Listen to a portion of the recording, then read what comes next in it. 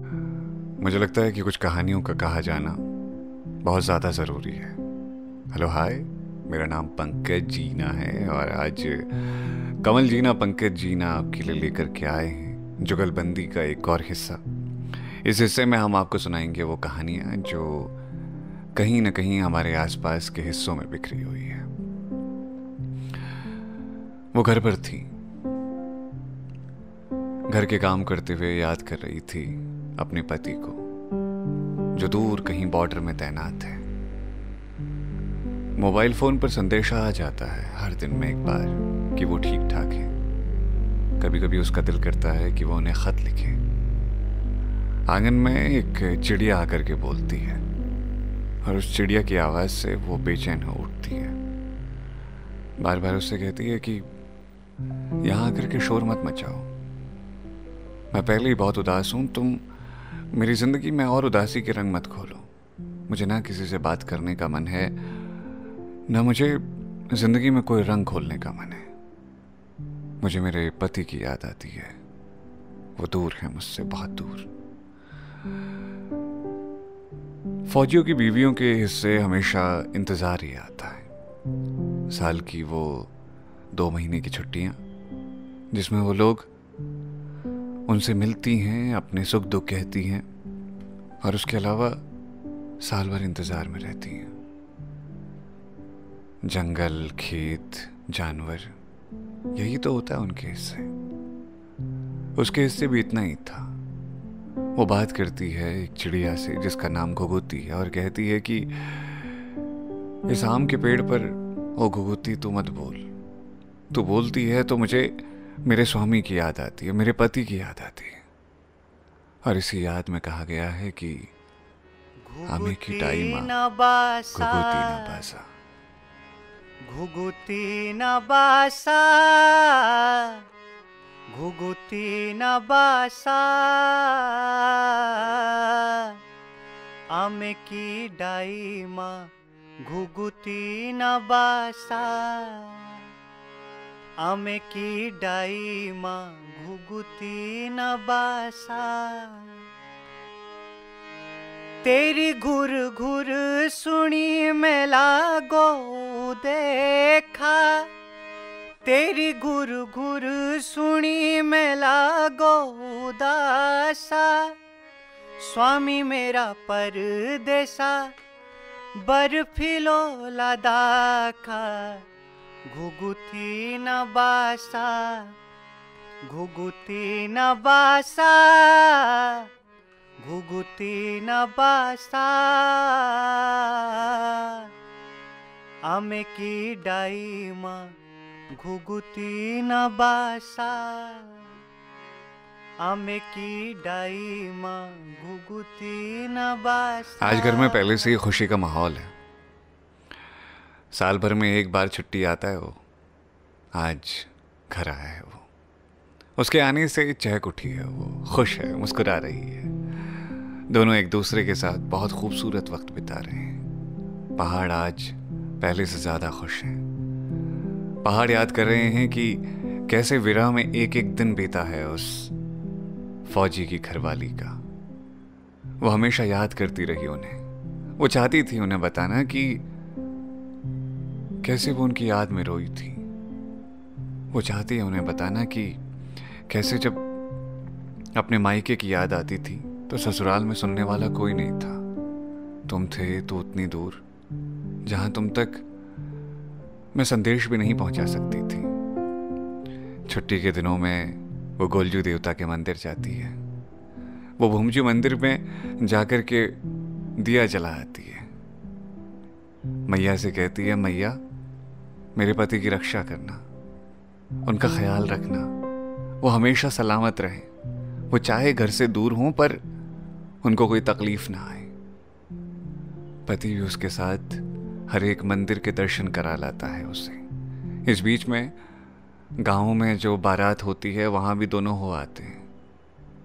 वो इस बार अपने पति के साथ मायके गई है। मायके वाले कहते हैं, अरे पता है उसका घरवाला तो फौज में है, बड़ी ठसक है उसकी और बड़े ठसक से जलती है अपने फौजी साहब के साथ। फौजियों की पत्नियों के पास सबसे खूबसूरत वक्त वही होता है जब उनके पति उनके साथ होते हैं। वो छुट्टियों वाले वक्त में एक दूसरे के साथ बहुत खूबसूरत वक्त बिताया करते थे। लेकिन एक रोज़ कुछ यूं हुआ कि फौजी की छुट्टियां पूरी हो गई और अब वो घर छोड़कर जा रहा है। घर छोड़कर जाते हुए वो अपनी पत्नी को समझा रहा है कि तू उदास मत होना, तू परेशान मत हो, मुझे जाना पड़ेगा, ये मेरा काम है और हमको रोटियों के लिए घर छोड़ना ही पड़ता है, इसलिए ये दस्तूर है।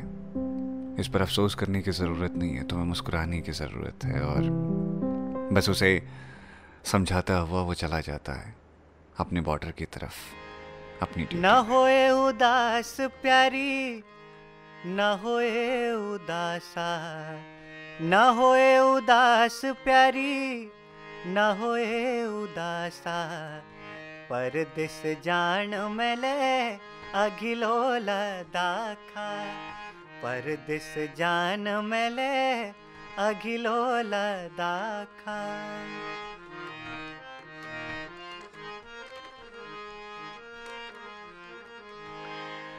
मेरी चिंता न करे घरियोला बैसाखा, मेरी चिंता न करे घरियोला बैसाखा। परदेस जान मेले अघिलो लदाखा, मेरी चिंता न करे घरियोला बैसाखा। जान छ आज मेले अघिलो लदाखा। न होए उदास प्यारी, न होए उदासा, न होए उदास प्यारी, न होए उदासा। परदेस जान मेले अघिलो लदाखा, परदेस जान मेले अघिलो लदाखा। सरहद पे है, अपनी बंदूक हाथ में थामे हुए वो अपने घर को याद कर रहा है। उसकी आंखों के आगे उसका मुस्कुराता हुआ चेहरा नजर आ रहा है। वो सोच रहा है कि आज क्या कर रही होगी वो, क्या उसे याद आ रही होगी मेरी। बॉर्डर पे तनाव है और उसके चेहरे पर चिंता की लकीरें। इस बात की चिंता नहीं है कि आगे क्या होगा, बस चिंता इस बात की है कि वो एक जोड़ी आंखें जो उसके इंतजार में है, वो उनका ख्याल तो रख सकेगा ना हमेशा। इस बार की छुट्टियों में वो घर तो जा सकेगा ना। उसकी याद आती है तो उसके चेहरे पर एक मुस्कुराहट उतर आती है। वो सोचता है कि आज के दिन में जब वो घर आया होता तो वो कितना खुश रहती। उसकी ज़बान लड़खड़ाने लगती है ऐसे ही उसे याद करते हुए।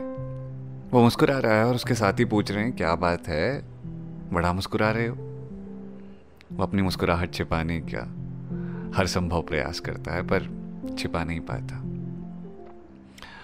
वो जानता है कि उसे उसकी याद आ रही है, लेकिन इन पहाड़ों के बीच घर से दूर सरहद पे तैनात वो जवान आज भी अपनी पत्नी के उतना ही पास है, उसे याद कर रहा है। कौन जाने कि जिंदगी में आगे क्या होगा, लेकिन उसका दिल बार बार कह रहा है आज का दिना तू होली घर पना और याद आली तो कहनी मेर बिना। किसी के बगैर रहना क्या होता है वो फौजियों से बेहतर कोई नहीं जान सकता। सारे फौजियों को दिल से सलाम है। आज का दिना तू होली घर पना, आज का दिना तू होली घर पना। हो याद आली कहनी मेर बिना, ओ याद आली कहनी मेर बिना। घुघुतिल घोला लगायो जंगला, चिट्ठी दिए मी के छंचर मंगला।